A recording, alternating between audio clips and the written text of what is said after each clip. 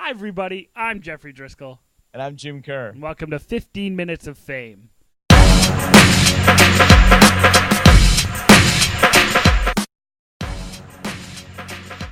Well, Jim, as our own official protest of the NHL lockout, we're going to start this week's show with the Grey Cup between the Stamps and the Argos.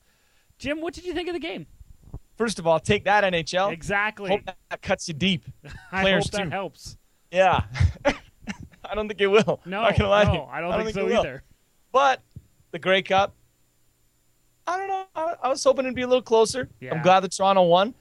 Chad Cackert, a lot of us hadn't even heard of the guy until he was the replacement for Corey Boyd. A lot of us questioned that move to get rid of Corey Boyd just seemingly out of the blue. But I think out of the blue, the Blue Bombers. I'm that good that I do it by mistake. Yeah. But he came in, he filled that role, maybe as good, if not better at times than I think they're slightly different styles of running back. Cackert's one of those pump the legs until they can't go anymore type of running backs. But he came in 195 yards on the ground in the Grey Cup. Like, couldn't have a better day to have that type of game. And it looked like the Toronto Argonauts had done their homework, figured out exactly how to shut down that Calgary offense, and it worked to a T. And I think there was a bit of frustration at times on the Calgary sideline. I know there was a receiver that was having some words with Kevin Glenn, and that definitely doesn't help your cause when the team starts to fall apart at some adversity. But Absolutely. It was a good effort by the Argonauts. Great to see Ricky Ray, calm, cool, and collected in there, just doing his thing, and gets another ring up. One of the biggest things I noticed, actually, my father noticed it and mentioned it to me, and he said that the difference between this and when Ricky, the last few years Ricky was in Edmonton, was that in Toronto he's got all the time in the world. And that was something that we were saying beforehand as well, even on this show, is that the O-line's been giving the quarterback no time on the Eskimos. But when Ricky Ray's got the time to make his decisions, no problem. And that's what you saw today in Sunday's Grey Cup. Yeah, and a lot of times, just looking back at the last couple seasons with the Eskimos, you'd watch play after play where he'd take the snap and he'd have to get rid of it as fast as he could, because he knew there was pressure coming, and he knew that offensive line, due to injuries and those type of things in a lot of cases, but their offensive line was bad. And sometimes you forget about that when you say, oh, this quarterback's he's not doing too well, he's having a bad game. Well, quarterbacks need they need a fair amount of time in the pocket to make that play. And when he's got the time, first throw of the game, albeit it was an interception. That's true. But first throw of the game, he goes as deep as you can go. And that just shows you that he knows that when he's got time, he's confident enough to make whatever play he has to make. And, we definitely missed that in Edmonton this year. But, it was good to see him get another one. And how about the Argos, really? You were talking about it a little bit, but shutting down Calgary's offense completely, and especially John Cornish. Yeah, well, I guess that's what happens when your defensive coordinator ends up on the team you end up facing in the Grey Cup. Oh, weird. Because, they had no problems with that Calgary offense, and you could tell that they were frustrated. Absolutely. Near the end of that first half and into the second half, on either side of that strange concert, you could tell that they were getting angry, and they were getting angry with each other, and that's just pure frustration. And so Absolutely. You got to give Toronto's defense as much credit as the Cackerts and the Rays, because they shut down what at times this season was an absolutely phenomenal offense at times. I mean, they ran all over the Eskimos. Absolutely. John Cornish, but the better team won, and it sort of looks like Toronto did their homework a little better than Calgary did. Well, that's the CFL season done again for this year. And let's move on to the NHL, where there's nothing happening, really. It was a nothing week, and it ended with a little more depression with, more canceled games. It's making my head hurt, man. Absolutely. The players put another proposal forward. The NHL rejected it. Then Friday they canceled another bunch of games through to the 14th of December, plus the All-Star game in Columbus. I guess it's hard to choose All-Stars when you haven't played and won't play until at least the 15th of December. So that's fair. Some people think they're actually quite close to a deal or closer than they've been. But, I mean, I think there's a lot of other people that just see it as another step towards the inevitable wiping out of the season.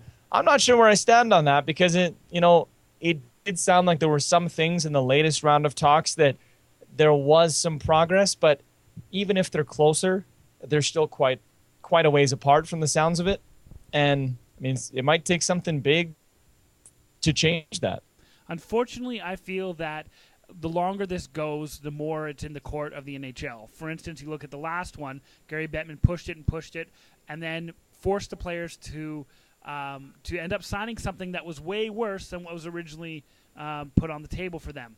So I feel that Gary Bettman has the trust of the owners to do that yet again, and I'm worried that that's what's going to happen. So the NHLPA may have to do a drastic something that's kind of seen as a last resort, and there's been some talk about the players decertifying that union, which we've seen in other pro sports. So what exactly, Jim, would go on there if that's the case? Well, yeah, you hear it thrown around quite a bit, and especially with it was the year of the lockout here, or the year of the strike in pro sports. And the Globe and Mail recently spoke with an expert from the University of Georgia on that topic. So basically, it would allow players to file for a preliminary injunction to stop the lockout or file an antitrust lawsuit. And we saw the NFL do that. Drew Brees spearheading the group of players that tried to go that route in the NFL. They ended up getting things sorted out, and of course they're back. But that's one thing that's possible. And that the antitrust lawsuit would mean that player damages, should they win that lawsuit, would be tripled.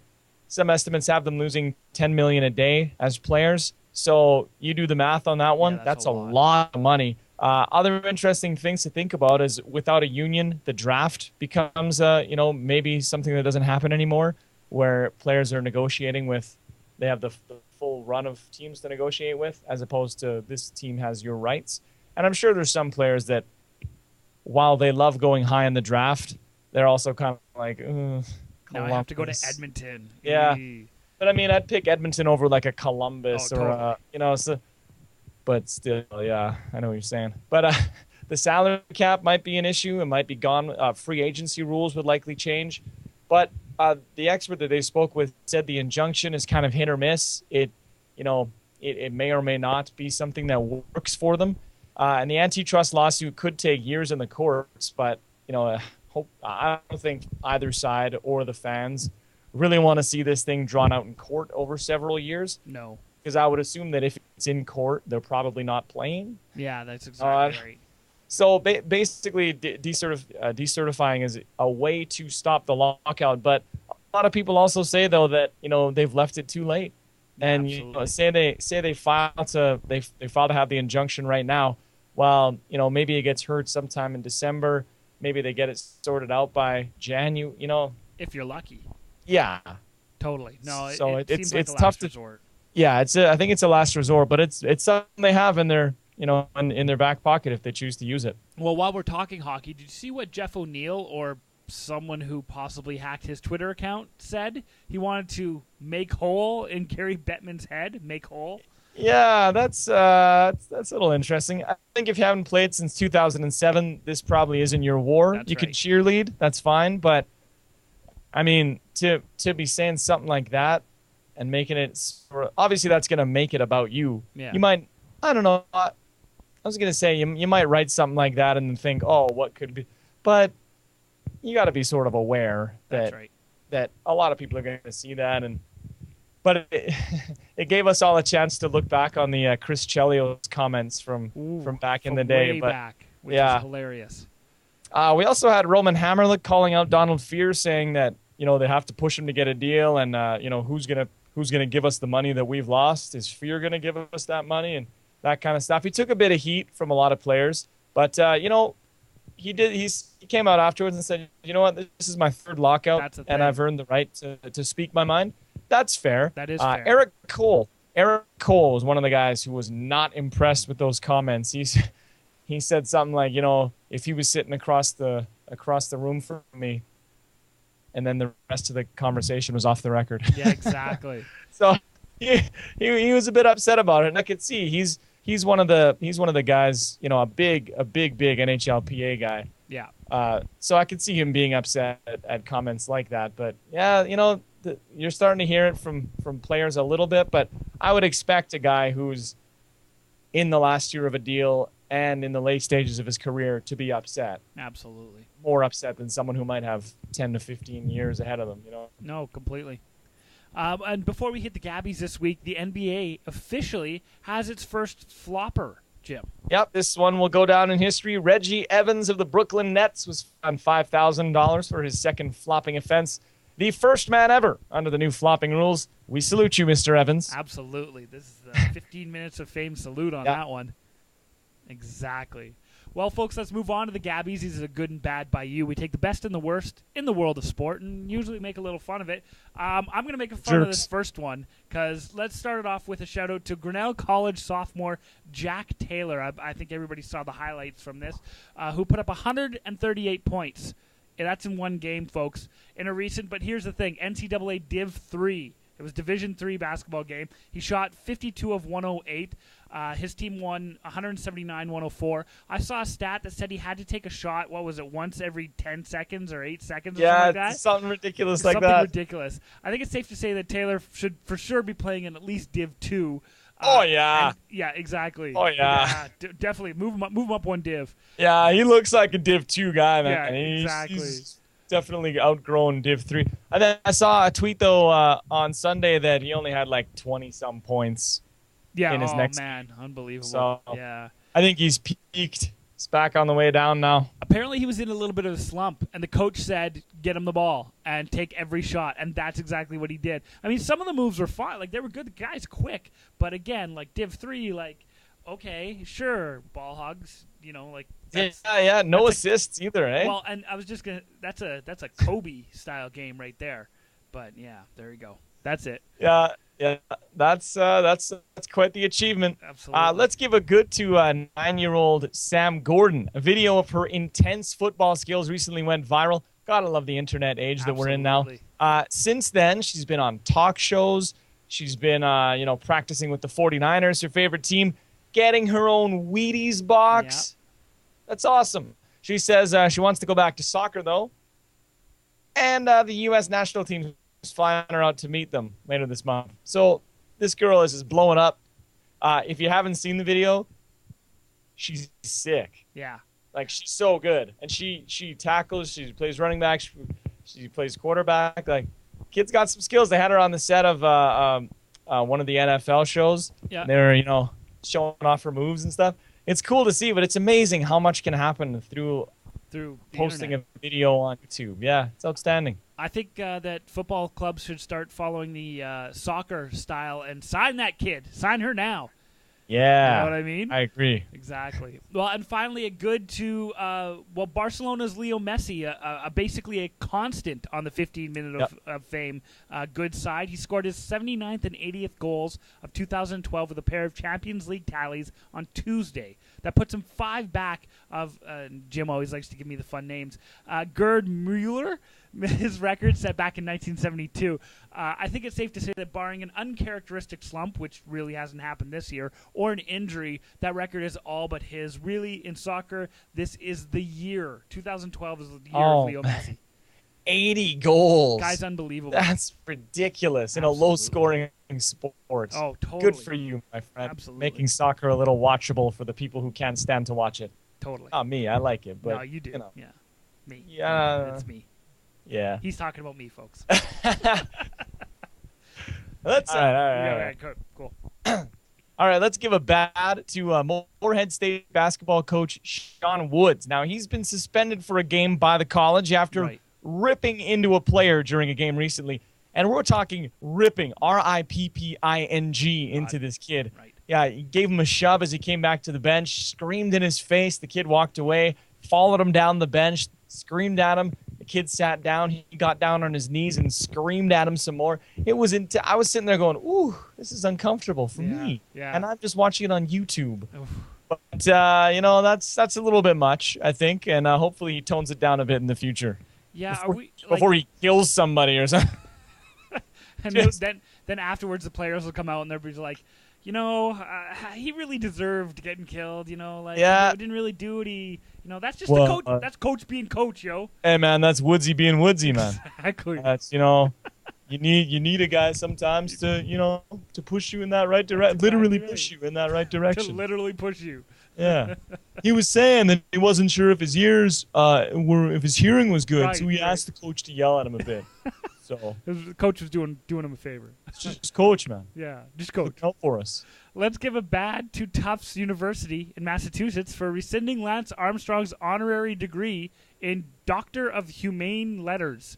Is that human letters? Whatever that is. It said humane. Okay. So I was like, I don't know what a humane letter is. I don't know what that is either. But he is a doctor of them. Apparently. Not anymore. That's so weird. They say his actions are inconsistent with the values of the university. Yes, folks, you heard it here first. Tufts University does not condone the use of EPO in cycling. Good for you guys. Well, yeah, when I was looking into a career in humane letters, I was looking at some schools, and that's one thing that stood out to me about Tufts was that they're pretty hard line when it comes to pro cycling. That's one reason that I tried to get in there. That's right. That's right. I just thought it was so ridiculous. Like, that doesn't fall into line with our values at all. No kidding. Like, well, what are your values when it comes to that? Like, all right, that's right. Tufts University, pro. Clean cycler. Yeah, exactly. Way to come to the party late too, by the way. Like I know. It's like everyone's been kicking this guy. He's on the ground. They didn't want to kick him when he was down. They wanted him to think no one else was there left. He's like, oh god, it's finally over.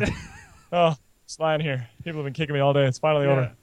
What the humane letters? No, my humane letters are gone. I hope that's prominently displayed in his house somewhere. He's really proud of it. That's right. You can't take that from me. No.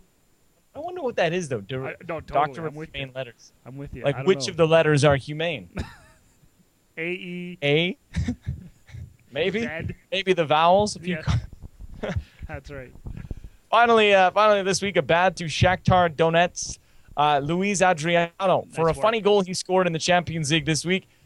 His team found themselves in a situation where the sporting thing to do is to let the ref drop the ball in front of you, and you just boot it down to the other team. And then it's just kind of a reset, right? You see it all the time. It's like kind of a drop ball, like a 50-50 type deal, but one team just takes it, punts it down, right? And then you just start over. What he did was, as the ball got kicked up the field, presumably kicking it to the goalie so that they could just start over, he intercepted it, walked around a completely stunned goaltender, and put it in the back of the net. It was the opening goal, too. Oh, man. Caused quite a stir, a lot of pushing and shoving, a lot of people pointing at their respect on their armband, saying, hey, man, that's not a respectful thing to... Probably in a different language than what I am. But his team went on to win 5-2, but when it's the opening goal, Oh, totally. That determines the rest of the course, but it was just... That's bad form, man. Bad form. Oh, it's bad form, but it is a touch awesome. Oh, yeah. I will agree with that. Like, hey, is it in the rule book? No? No? Oh, okay. The goalie like sort of tried to defend and then was just kind of like, what is going on? Serious? Should I have tried to? Oh. And now we're done. Love it. The punchline this week is, speaking of kicking things while they're down, the lowly Cleveland Browns. Yeah, the 2-8, now 3-8 Browns played the Pittsburgh Steelers this week. They plan to hand out inflatable white flags to the fans as they entered the stadium today. Not something that looks or could be, perceived to be an inflatable white flag. I'm talking a white flag that you blow up. Yes. The fans and people in general, I think, saw that, myself included, as you can see from it being in the show. There you go. Saw that and thought, what? We're giving up already. We're giving this to the people who pay to come see? So they canceled it. Yes. So now the best part is the Cleveland Browns now have thousands of unused inflatable white flags just kicking around. Hilarious. I hope they forget about them and they're just somewhere in the stadium. And in like 20 years, someone's like, oh, what's in this room? When did we have these? What? Like, I just don't see how that is like symbolically giving up. Yes. It's the way is the free thing you want to do for the paying customers. Definitely. Hilarious. I love it. Like, you know what? Hilarious. But like, man, we're 2-8. I don't even know what to. Yeah. And then they go on to win. So Yeah. maybe they, it's right. a good thing they didn't hand out the flags. Would have given Pittsburgh the wrong impression. That's right. On the other hand, if Luiz Adriano had played for Pittsburgh, even if they had given up, he probably still would have gone in and scored. That's a good point. Yeah, that's a good point. That's right. That's what makes him a champion. Well, folks, that's our 15 Minutes of Fame up for this week. Join us again next week when we get a whole new 15 Minutes of Fame. In the meantime, I'm Coach Woods. And I'm that scared player. Have a good week, folks.